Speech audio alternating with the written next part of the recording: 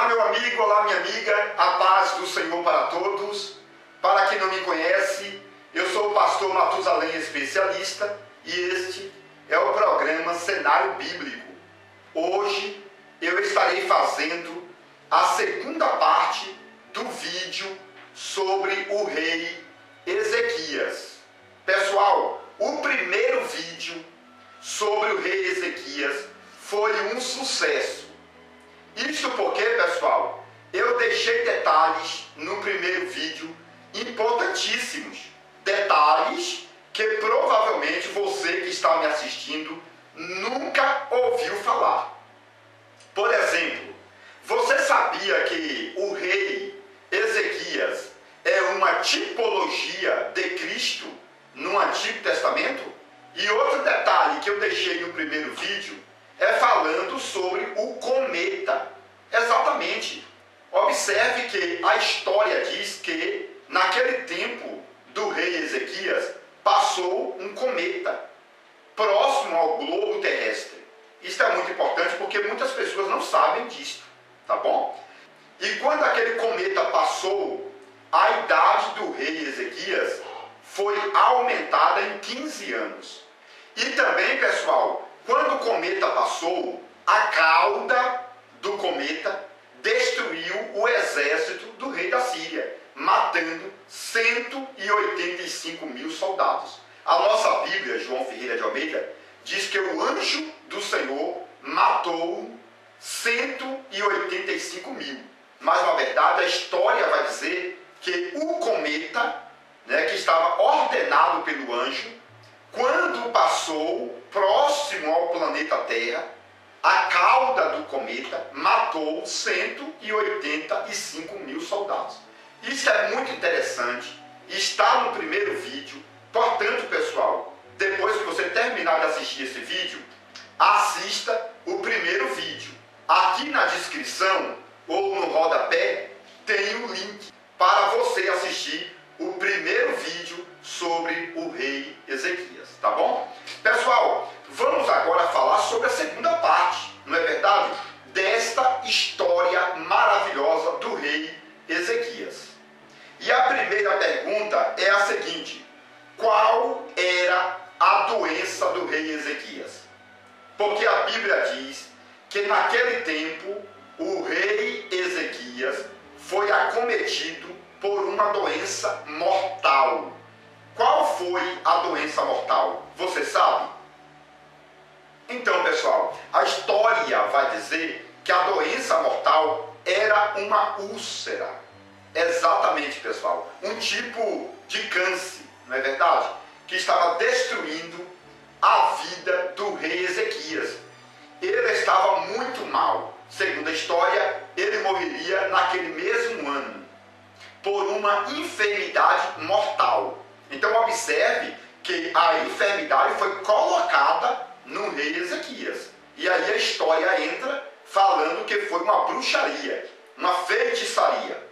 A Bíblia não fala que foi uma bruxaria, mas tudo indica, pessoal, que foi realmente uma bruxaria feita pelo rei da Síria, chamado aí de Sanaqueribe.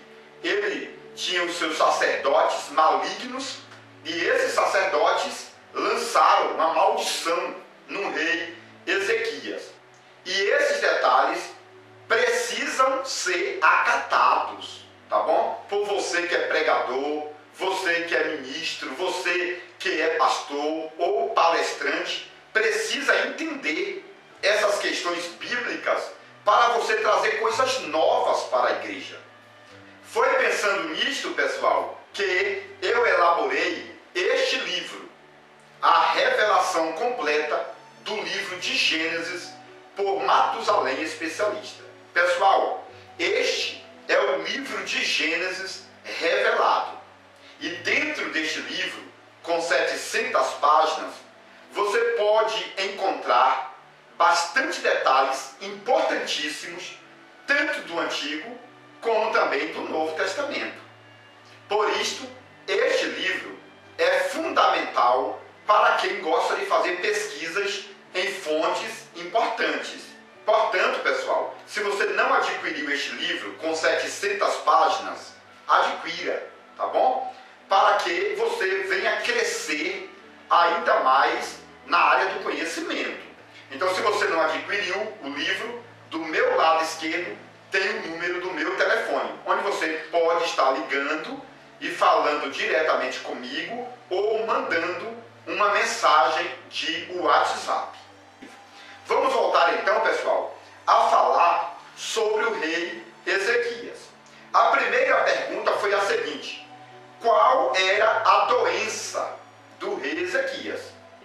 E eu já falei que provavelmente ele tinha uma úlcera em sua barriga ou em uma das pernas, como a história fala. Eu também já falei que provavelmente foi o rei da Síria, Sanaqueribe, que mandou fazer uma bruxaria contra o rei Ezequias. E agora, pessoal, surge a segunda pergunta: o que significa pôr a casa em ordem? Pessoal, biblicamente falando, Ezequias era um homem santo, um homem de Deus. Então, Ezequias não estava em pecado. Não estava em pecado. Mas o próprio Deus falou: põe a tua casa em ordem. O que significa casa? E aí, pessoal, eu fui buscar na história. É porque, na verdade, o rei Ezequias estava doente com a doença mortal. E o filho dele, por nome Manassés, era um homem maligno. E esse rapaz já estava regendo o povo. Porque a história diz que o rei Ezequias estava muito mal, estava muito doente. E o filho dele, Manassés, já estava dominando a tribo de Judá. E o coração desse rapaz, por nome Manassés, era maligno. E Deus falou para Ezequias: põe a tua casa em ordem. Então, pessoal, a palavra pôr a casa em ordem está falando de família. O texto poderia ser mais ou menos este: põe o teu filho em ordem. A preocupação de Deus era o filho dele, que era maligno. E Deus estava preocupado e falou para ele: põe a tua casa em ordem. Porque, às vezes, Deus não está preocupado conosco. Deus está preocupado com a nossa família. Porque nós já estamos salvos. E aí Deus está preocupado com nossos filhos, com os nossos familiares. Portanto, Deus está dizendo: Ezequias, põe o teu filho em ordem. Ou seja, Deus estava preocupado com o filho do rei Ezequias. Porque eu já ouvi muitas pregações que o pregador diz que a casa era o corpo do rei Ezequias. Mas o rei Ezequias já estava doente, já estava em comunhão, então não precisava colocar a casa em ordem. Tá bom? A nação de Israel também estava bem. Então não era a nação de Israel que precisava entrar na brecha. Era o filho do rei Ezequias.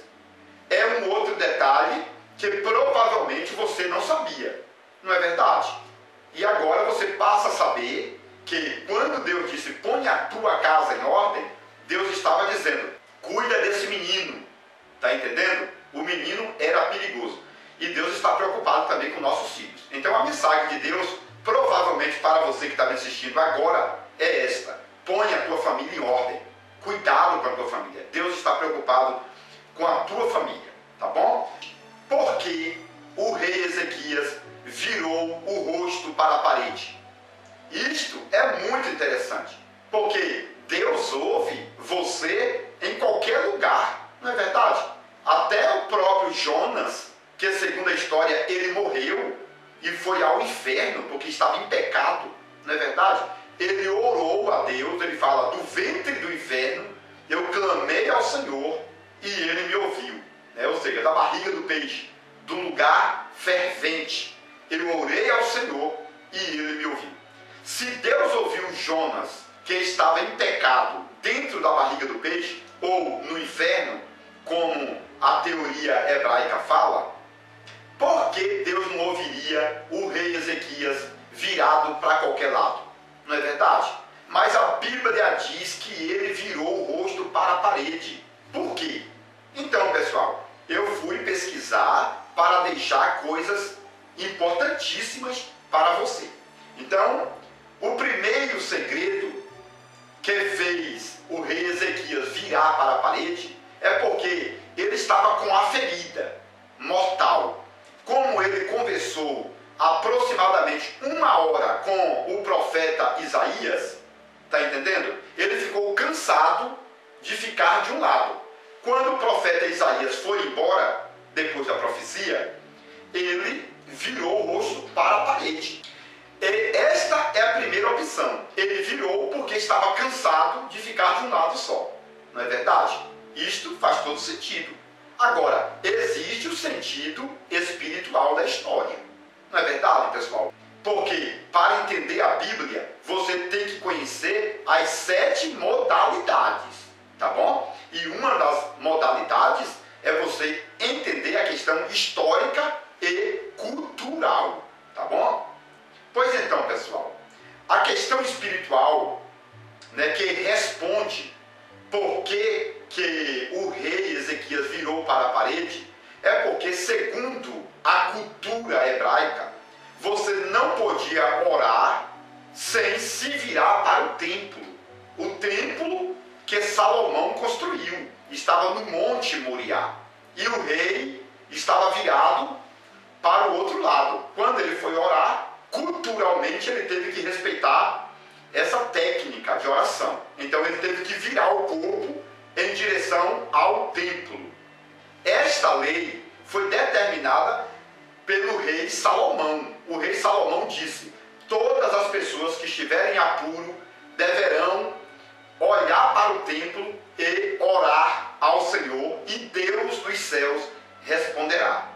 Observe, por exemplo, que Daniel estava na Babilônia, mas ele teve que fazer uma janela no quarto dele, virado para Jerusalém, tá bom? Para orar, porque Daniel respeitava a cultura histórica. Tá? É por isso que eu falei, se você não entender um pouquinho da cultura, você também não vai entender corretamente a Bíblia para nível de conhecimento, tá bom? A salvação, né, todos nós já temos pela fé, mas a questão do conhecimento, você tem que conhecer as 7 técnicas, tá? Da exegese bíblica, da hermenêutica, tá bom? E essa técnica aqui, nessa ideia cultural é genial, tá bom? É por isso que Daniel, na Babilônia, virava o rosto para Jerusalém, para respeitar, né, a oração do rei Salomão. Um outro detalhe importantíssimo é aquele que aconteceu com o profeta Elias lá no Monte Carmelo, que a Bíblia diz que ele fez um altar para sacrificar para Deus, mas ele se dobrou com a cabeça debaixo dos joelhos, está entendendo? Para olhar para o templo. Então, pessoal, podemos observar que o profeta Elias tinha que respeitar o altar que ele edificou no Monte Carmelo, não é verdade? Então ele virou para o altar que Deus ia derramar fogo. Mas na hora da oração, ele foi até o chão de joelho, colocou a cabeça debaixo das pernas e por debaixo do joelho ele orou para o templo. Por debaixo do joelho, tá bom? Ele olhou para Jerusalém, para o templo, lá em Jerusalém.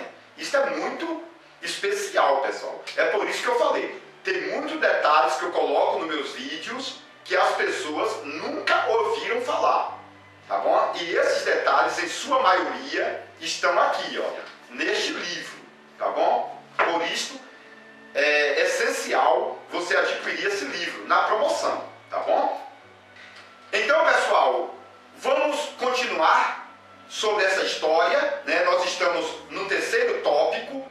O primeiro tópico é o seguinte: qual era a doença do rei Ezequias? Eu já falei.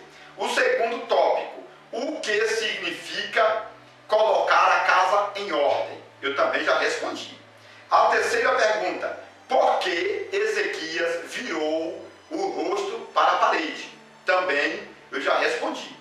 A Bíblia Sagrada diz que o rei Ezequias virou para a parede, ou seja, para o templo, e orou grandissimamente, ou muitíssimamente. Aí surge a pergunta: por quantas horas? O que significa a palavra muitíssimamente? ou grandissimamente. Então, pessoal, essa palavra hebraica, muitissimamente ou grandissimamente, significa que ele orou por mais de 7 horas de relógio. Exatamente, pessoal. Todas as vezes que você encontra a palavra muitíssimo, é porque passou de 7 horas de oração. E aqui está a chave do milagre, não é verdade? Porque muitas pessoas estão perdendo bênção porque pararam de orar. Eu acredito que Deus está me mandando falar para ti que é hora de você voltar a orar.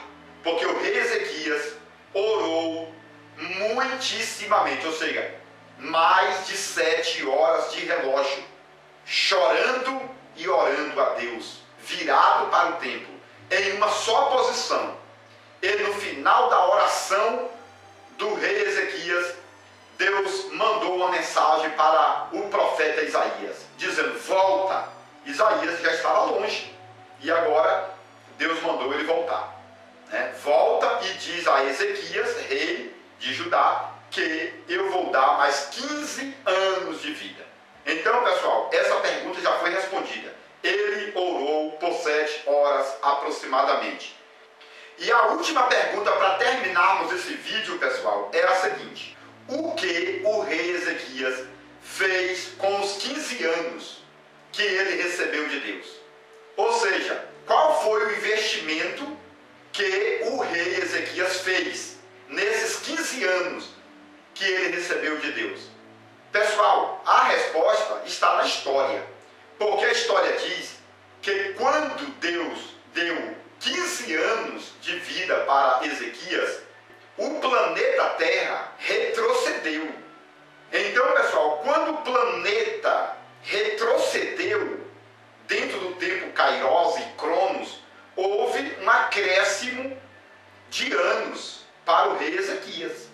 E quando aconteceu essa mudança na rotação, através do cometa que estava passando, a idade do rei Ezequias foi acrescentada 15 anos, também a sombra do relógio retrocedeu pelo cometa e pela rotação da Terra, e também o cometa que estava passando matou 185 mil soldados assírios. Esses soldados estavam vindo da Babilônia, tá bom? Então, esses soldados estavam aproximadamente a 1.200 quilômetros de distância. Eu vou repetir, 1.200 quilômetros de distância, tá bom? Então, o cometa passou e destruiu todo aquele povoado de 185 mil soldados que vinham para destruir a vida do rei Ezequias. Então, pessoal, quando o rei Ezequias recebeu esses 15 anos, a idade dele foi rejuvenescida. Está entendendo? Ele morreu com 54 anos, mas a fisionomia dele era de uma pessoa nova, tá bom? Por causa dessa questão da rotação do planeta Terra nos dois tempos, Cronos e Kairos. É lógico, pessoal, que essas histórias têm bases bíblicas, mas tem mais bases históricas, tá bom? E isso é importante para você saber de detalhes que provavelmente você que está me assistindo nunca ouviu falar, tá bom? Então eu encerro esse vídeo, tá bom? Assista o primeiro vídeo. Eu quero estar louvando a Deus por tua vida. Não esqueça de deixar aquele like, tá bom? Não esqueça de se inscrever no meu canal. Eu tenho te abençoado e você vai me abençoar também, se inscrevendo no meu canal. Também divulgue meus vídeos para que mais pessoas tenham o pleno conhecimento da palavra de Deus.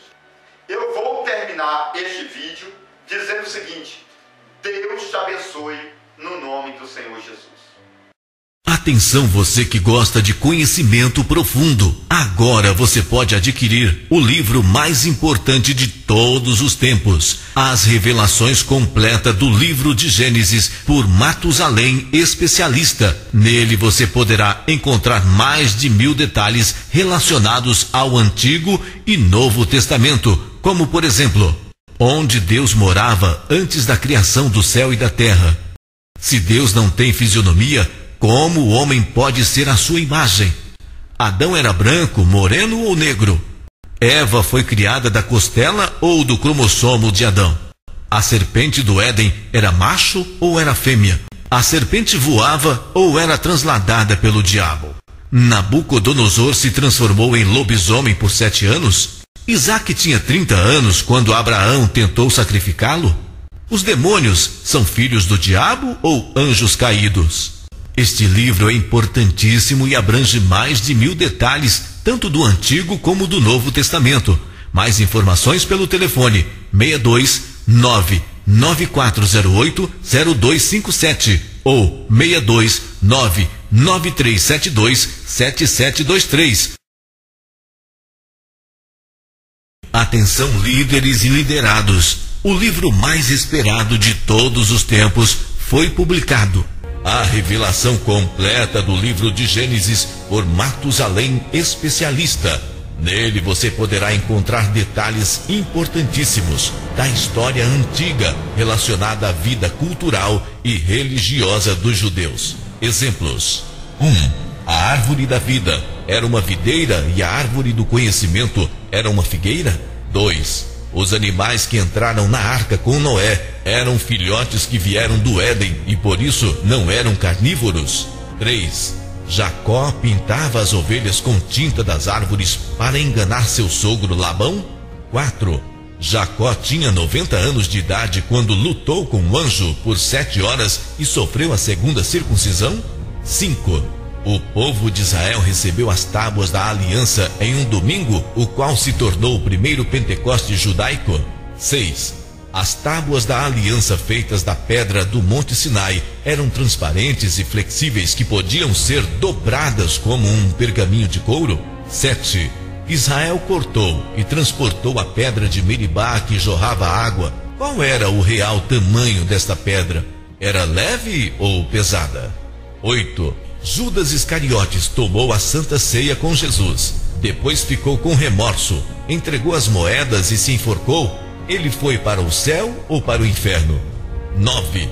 O arrebatamento da igreja vai ter um período de 12 horas e vai acontecer 40 dias depois da ressurreição dos mortos. Este livro é importantíssimo e abrange mais de 1000 detalhes, tanto do Antigo como do Novo Testamento. Mais informações pelo telefone 62 99408-0257 ou 62 99372